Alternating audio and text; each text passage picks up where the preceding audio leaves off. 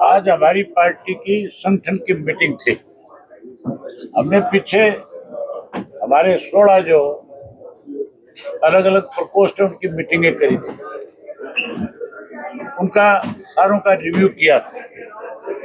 आज नए सिरे से 23 के 23 जिलों के नए 23 प्रभारी और लगाए हैं।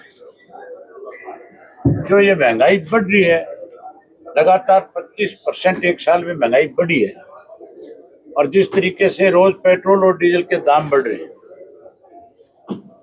विपक्ष तो अपनी जिम्मेवारी कहीं निभा नहीं रहा।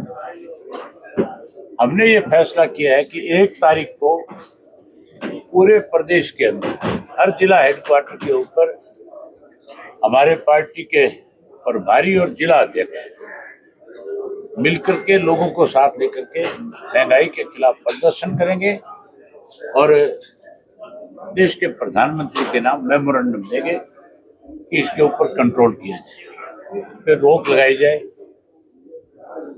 उसके साथ साथ हमने अपना महिला जो सम्मेलन था उसको पोस्टपोन किया एक बार, गर्मी ज्यादा होने की वजह से, और बीच में ये जो प्रदर्शन करना हमारे लिए जरूरी था, इसकी वजह से इसकी तारीख हम दोबारा नए सिरे से तय करेंगे। जुलाई के महीने में हम अपना महिला सम्मेलन करेंगे। उसके साथ साथ संगठन को बूथ के स्तर तक लेकर के जाने के लिए प्रभारी बढ़ाए गए हैं, जो हर सेल के लोगों को जहाँ डिस्ट्रिक्ट की जिम्मेवारी देंगे, जहाँ हल्के की जिम्मेवारी देंगे, वहीं इसको बूथ के स्तर के ऊपर भी लेकर के जाएंगे। और बूथ के स्तर पे हम हर बूथ पे 30 से 40 हमारे जो है अलग अलग प्रकोष्ठों के लोगों को, एक एक प्रकोष्ठ के 2-2 लोगों को बूथ की जिम्मेवारियां देंगे। बड़ा संगठन खड़ा करेंगे। तो बताओ सर, देवीलाल जी ने जनता दल बनाया था, तत्कालीन सरकार को उखाड़ फेंका था किसी समय में देवीलाल जी ने।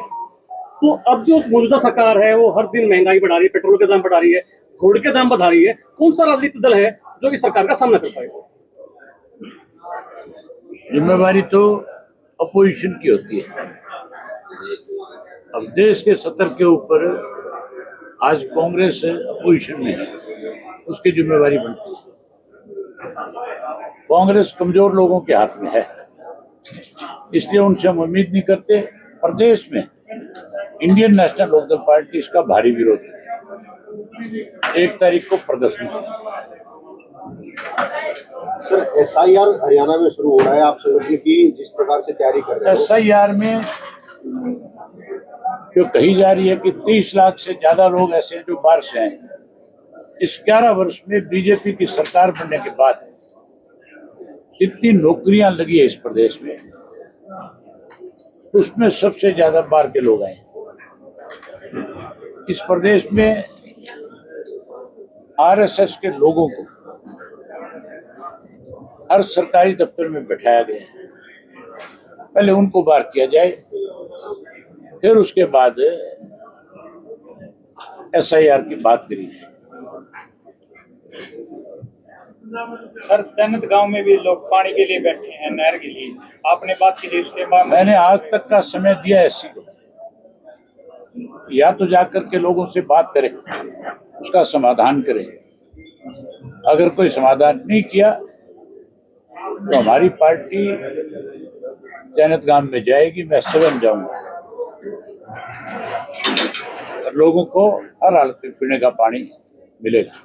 बाढ़ के हालात में जो फसलें जो खराब हुई थी, उनके अभी तक मुद्दे नहीं आए हैं।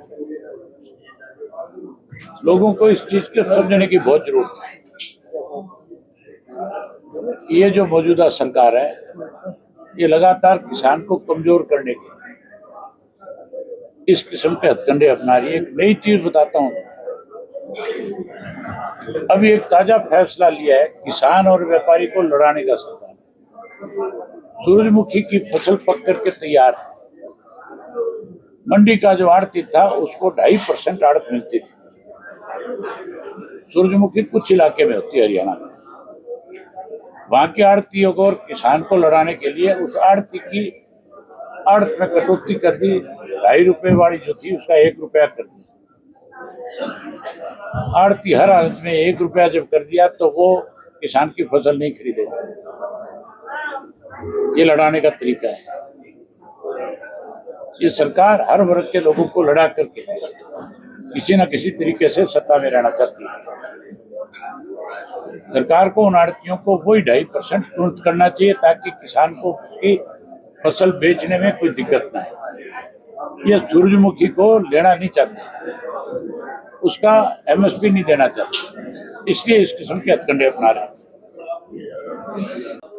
पिछली बार का तो अब जो है दोबारा पेपर ले रही है सरकार, तो उसको लेकर नीट पे हमारी पार्टी का सीधा स्टैंड है कि एजुकेशन मिनिस्टर का रिजाइन हो और उस पेपर लीक जिन लोगों ने किया उनके खिलाफ सख्त कार्रवाई।